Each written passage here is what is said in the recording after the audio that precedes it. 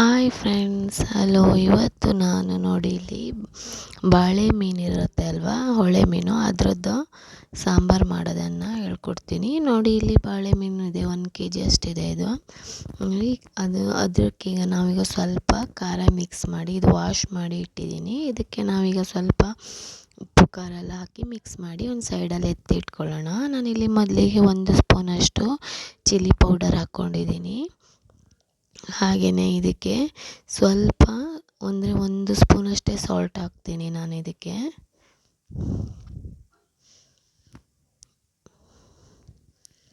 ನೋಡಿ ಈಗ ಸ್ವಲ್ಪ ನಾವೇನು ಹೇಳಿ ಅರಿಶಿನವನ್ನು ಹಾಕ್ಕೊಳ್ತೀನಿ, ಅಂದರೆ ಟರ್ಮರಿಕ್ ಪೌಡರನ್ನು ಹಾಕ್ಕೊಂಡಿದ್ದೀನಿ ಇಲ್ಲಿ. ಇದು ಚಿಕ್ಕ ಟೀ ಸ್ಪೂನಲ್ಲಿ ಅರ್ಧ ಹೋಳಿಕೆಯಷ್ಟು ಲಿಂಬೆಹಣ್ಣನ್ನು ಹಾಕ್ಕೊಂಡು ಫುಲ್ಲು ಲಿಂಬೆಹಣ್ಣು ಫುಲ್ ಹಿಂಡ್ಕೊಳ್ಳಿ. ಇದಕ್ಕೆ ಕ್ಲೀನಾಗಿ ಮಿಕ್ಸ್ ಮಾಡಿ ಸ್ವಲ್ಪ ಸೈಡಲ್ಲಿ ತೆಗೆದಿಟ್ಕೊಳ್ಳೋಣ ಮೊದಲಿಗೆ. ಯಾಕಂದರೆ ನಾವು ಸಾರಿಗೆ ಹಾಕೋ ಅಷ್ಟೊತ್ತಿಗೆ ಇದು ಸ್ವಲ್ಪ ಉಪ್ಪು ಹುಳಿ ಎಲ್ಲ ಸ್ವಲ್ಪ ಚೆನ್ನಾಗಿ ಇದಾಗಿರುತ್ತೆ, ಆವಾಗ ಸಾಂಬಾರು ಇನ್ನೂ ಒಳ್ಳೆ ಟೇಸ್ಟಾಗಿ ಚೆನ್ನಾಗಿರುತ್ತೆ. ಅದಕ್ಕೋಸ್ಕರ ನೋಡಿ ಇಲ್ಲೀಗ ನಾನು ಮಿಕ್ಸ್ ಮಾಡಿದ್ದೀನಿ ಇದನ್ನು ನಾವು ಒಂದು ಸೈಡಿಗೆ ಇಟ್ಕೊಳ್ಳೋಣ. ಈಗ ಖಾರಕ್ಕೆ ರೆಡಿ ಮಾಡ್ಕೊಳ್ಳೋಣ ನಾವು. ನೋಡಿ ನಾನಿಲ್ಲಿ ಒಂದು 10ರಿಂದ 12 ಕಡ್ಡಿ ಮೆಣಸು ತೊಗೊಂಡಿದ್ದೀನಿ. ನಿಮ್ಗೆ ಎಷ್ಟು ಖಾರ ಬೇಕು ನೋಡಿ ಅದಕ್ಕೆ ತಕ್ಕಂತೆ ಮೆಣಸನ್ನು ತಗೊಳ್ಳಿ. ನಾನು ಧನಿಯಾ ಕಾಳಿದೆ ಅಲ್ವಾ, ಇದನ್ನು ಒಂದು 2 ಕೈ ಅಳತೆಯಲ್ಲಿ ಹಾಕ್ಕೊಳ್ತಾ ಇದ್ದೀನಿ. ನೀವು ತಗೊಳ್ಳೋದಾದ್ರೆ ಒಂದು 5 ಸ್ಪೂನಷ್ಟು ತಗೊಳ್ಳಿ, ಸ್ಪೂನಲ್ಲಿ ಹಾಕೋದಾದರೆ. ನಾನು ಇಲ್ಲಿ ಒಂದು ಚಿಕ್ಕ ಟೀ ಸ್ಪೂನ್ ಇರುತ್ತೆ ಅಲ್ವಾ, ಅದರಲ್ಲಿ ಒಂದು ಸ್ವಲ್ಪ ಜೀರಿಗೆ, ಹಾಗೆ 1-1.5 ಸ್ಪೂನಷ್ಟು ಇಲ್ಲಿ ಕಾಳು ಮೆಣಸು ತಗೊಂಡಿದ್ದೀನಿ. ಹಾಗೆ ಇಲ್ಲಿ ಓಮಿನ ಕಾಳನ್ನು ಒಂದು 1/4 ಟೀ ಸ್ಪೂನ್, ಅರ್ಧ ಟೀ ಸ್ಪೂನ್ ಅಥವಾ 1/4 ಟೀ ಸ್ಪೂನಷ್ಟು ತಗೊಂಡಿದ್ದೀನಿ, ಅಂದರೆ ಅಜ್ವಾನ್ ಅಂತಾರಲ್ವ ಇದನ್ನು ಚೆನ್ನಾಗಿ ಲೈಟಾಗಿ ಹುರ್ಕೊಳ್ಳೋಣ. ಇದಕ್ಕೆ ನಾನು ಯಾವುದೇ ಆಯಿಲ್ ಯೂಸ್ ಮಾಡ್ತಾ ಇಲ್ಲ, ಖಾರ ಹುರಿಲಿಕ್ಕೆ. ಇಲ್ಲಿ ಒಂದು 2ರಿಂದ 3 ಬೇಳೆಯಷ್ಟು ಬೆಳ್ಳುಳ್ಳಿ ಹಾಕ್ಕೊಂಡಿದ್ದೀನಿ. ಇದಿಷ್ಟು ಸಾಕು. ಈಗ ಲೈಟಾಗಿ ಹುರಿದಿದ್ದೀನಿ. ಇದನ್ನು ಒಂದು ಪ್ಲೇಟಿಗೆ ಹಾಕ್ಕೊಳ್ತೀನಿ. ಈಗ ನೋಡಿ ಇಲ್ಲಿ ನಾನು ಮಿಕ್ಸಿ ಜಾರಿಗೆ ಸ್ವಲ್ಪ ಅರಿಶಿನ ಹಾಕ್ಕೊಂಡಿದ್ದೀನಿ. ಹಾಗೆ ನಾವು ಹುರಿದಿಟ್ಕೊಂಡಿದ್ದೀವಲ್ವ ಮಸಾಲೆ, ಅದನ್ನು ಕೂಡ ಇದೇ ಮಿಕ್ಸಿ ಜಾರಿಗೆ ಹಾಕ್ಕೊಳ್ಳೋಣ. ಈಗ ನೋಡಿ ನಾನು ಇದಕ್ಕೆ ಒಂದು ಸ್ವಲ್ಪ ತೆಂಗಿನಕಾಯಿ ತುರಿಯನ್ನು ಹಾಕ್ತೀನಿ. ತುಂಬ ತೆಂಗಿನಕಾಯಿ ಹಾಕಲಿಕ್ಕೆ ಹೋಗಬೇಡಿ, ಮೀನು ಸಾರಿಗೆ ಯಾವಾಗಲೂ ತೆಂಗಿನಕಾಯಿ ಸ್ವಲ್ಪ ಕಡಿಮೆನೇ ಇರಬೇಕು. ನಾನಿಲ್ಲಿ ಅರ್ಧ ಹೋಳಿಗೆಗಿಂತ ಸ್ವಲ್ಪ ಕಡಿಮೆನೇ ಹಾಕಿದ್ದೀನಿ. ಹಾಗೆ 1-2 ಇಂಚಿನಷ್ಟು ಶುಂಠಿ ತೊಗೊಂಡಿದ್ದೀನಿ, 1-2 ಚಿಕ್ಕದು ಈರುಳ್ಳಿ ತೊಗೊಂಡಿದ್ದೀನಿ. ಇದನ್ನು ಕೂಡ ಮಿಕ್ಸಿ ಜಾರಿಗೆ ಹಾಕ್ಕೊಳ್ತೀನಿ. ನೋಡಿ ಇಲ್ಲಿ ನಾನು ಒಂದು ಬೌಲಲ್ಲಿ ಹುಣಸೆ ಹುಳಿಯನ್ನು ನೆನೆಸಿ ಇಟ್ಟಿದ್ದೀನಿ ಆವಾಗಲೇ.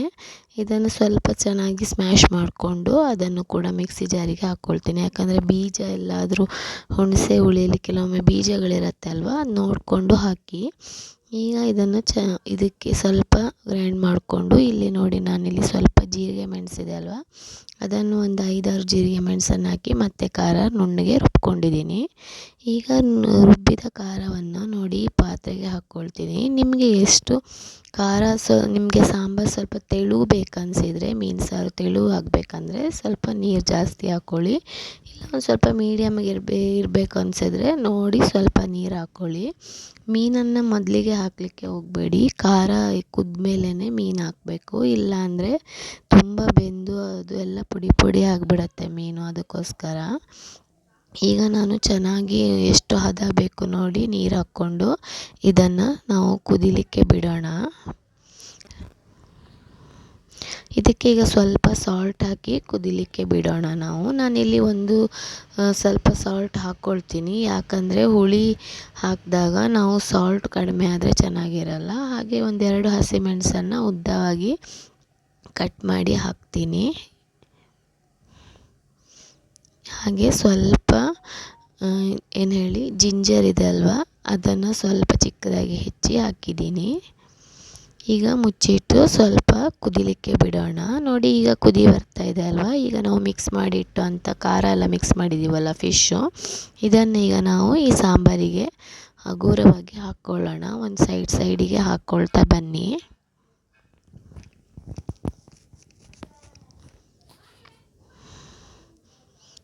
ಒಂದೇ ಸರಿ ಹಾಕಲಿಕ್ಕೆ ಹೋಗಬೇಡಿ, ಯಾಕಂದರೆ ಒಂದರ ಮೇಲೆ ಒಂದು ಅದು ಅಂಟ್ಕೊಂಡಿರ್ತದೆ ಅಲ್ವಾ. ಮತ್ತೆಲ್ಲಾದರೂ ಅದು ನಾವು ಏನು ಹೇಳಿ, ಕೆಲವರು ಪಾತ್ರೆ ಹಿಡ್ಕೊಂಡು ತಿರುಗಿಸಿ ಇದು ಮಾಡ್ತಾರೆ, ಕೆಲವರು ಹಾಗೆ ಸೌಟ್ ಹಾಕಿದಾಗ ಅದು ಕದುಡು ಹೋಗ್ಬೋದು ಬೆಂದ ತಕ್ಷಣ.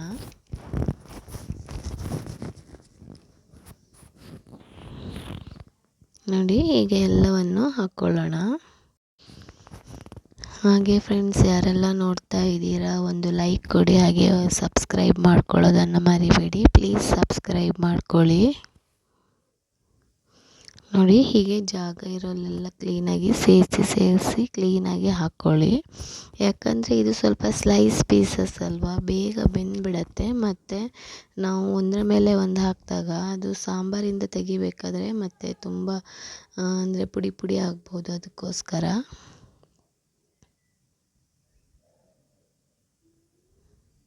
ಈಗ ನೋಡಿ, ಎಲ್ಲ ಪೀಸನ್ನು ಹಾಕ್ಕೊಂಡ್ಮೇಲೆ ನಾವು ಏನು ಹೇಳಿ ಒಂದು ಬಟ್ಟೆಯಲ್ಲಿ ಇಟ್ಕೊಂಡು ಪಾತ್ರೆಯನ್ನು ಹಗುರವಾಗಿ ನೋಡಿ ಈ ಥರ ಚೆನ್ನಾಗಿ ಎಲ್ಲವನ್ನು ಸೆಟ್ ಮಾಡ್ಕೊಳ್ಳಿ.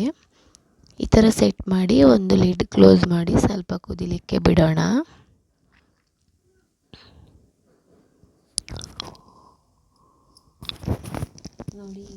ನೋಡಿ, ಈಗ ಕುದಿ ಬರ್ತಾ ಇದೆ.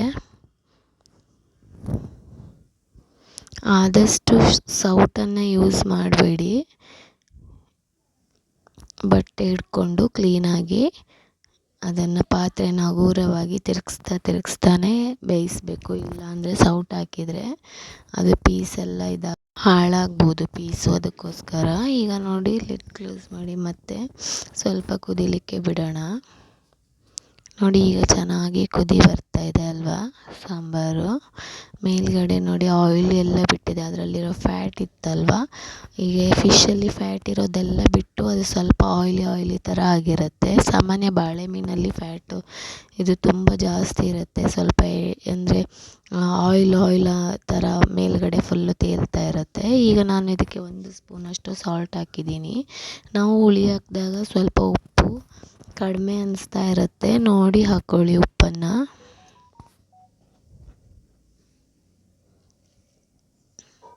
ನೋಡಿ, ಇದು ಆಲ್ರೆಡಿ ಈಗ ಚೆನ್ನಾಗಿ ಬೆಂದಿದೆ ಫಿಶ್ ಎಲ್ಲ. ಸ್ವಲ್ಪ ಹಸಿ ವಾಸನೆ ಹೋಗೋ ತನಕ ಕುದಿಸಿದ್ರೆ ಸಾಕು, ಖಾರದ ಹಸಿ ವಾಸನೆ ಹೋಗಬೇಕಷ್ಟೆ.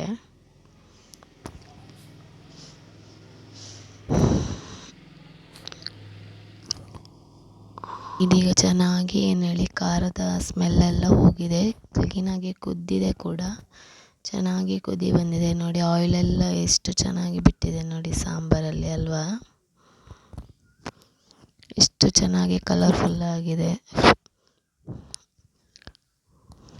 ಇದು ಒಳ್ಳೆ ಚೆನ್ನಾಗಾಗುತ್ತೆ ರೈಸಿಗೆ, ಆಮೇಲೆ ಅಕ್ಕಿ ರೊಟ್ಟಿಗೆ, ಕಡುಬು ಇವಕ್ಕೆಲ್ಲ ತುಂಬ ಚೆನ್ನಾಗಾಗುತ್ತೆ. ನೋಡಿ, ಎಷ್ಟು ಚೆನ್ನಾಗಿ ಬೆಂದಿದೆ ನೋಡಿ, ತೋರಿಸ್ತೀನಿ ನಿಮಗೆ. ಸ್ವಲ್ಪ ಎಲ್ಲ ಕ್ಲೀನಾಗಿ ಸೆಟ್ ಮಾಡ್ಕೊಳ್ಳಿ, ಯಾಕಂದರೆ ನೀವು ಊಟ ಮಾಡಬೇಕಾದ್ರೆ ಅದು ತೆಗಿಲಿಕ್ಕೆ ಬರಬೇಕು. ನೋಡಿ, ಎಷ್ಟು ಚೆನ್ನಾಗಿ ಬಂದಿದೆ ಅಲ್ವಾ ಪೀಸಸ್. ನಾವು ಅಂದರೆ ಸ್ವಲ್ಪ ಸೌಟ್ ಏನಾದರೂ ಇದು ಮಾಡಿದರೂ ಕೂಡ ಕೆಲವೊಮ್ಮೆ ಸ್ಲೈಸ್ ಪೀಸಸ್ ಇದೆ ಅಲ್ವಾ, ಅದು ಏನಾಗುತ್ತೆ ಅಂದರೆ ಕಟ್ ಆಗ್ಬೋದು, ಯಾಕಂದರೆ ತುಂಬ ತೆಳುವಾಗಿ ಪೀಸ್ ಮಾಡಿರ್ತಾರೆ ಅವರು, ಅದಕ್ಕೋಸ್ಕರ. ನೋಡಿ ಫ್ರೆಂಡ್ಸ್, ಈಗ ಇದು ಆಲ್ಮೋಸ್ಟ್ ಆಗಿದೆ, ಸಾಂಬಾರು ರೆಡಿಯಾಗಿದೆ. ಈಗ ಒಂದು ಸರಿ ಈಗ ನಾವೇನು ಮಾಡೋಣ ಅಂದರೆ ಸ್ವಲ್ಪ ಲಿಡ್ಡನ್ನು ಕ್ಲೋಸ್ ಮಾಡಿ 1-2 ಸೆಕೆಂಡು ಕ್ಲೋಸ್ ಮಾಡಿ ಗ್ಯಾಸನ್ನು ಆಫ್ ಮಾಡ್ಕೊಳ್ಳೋಣ.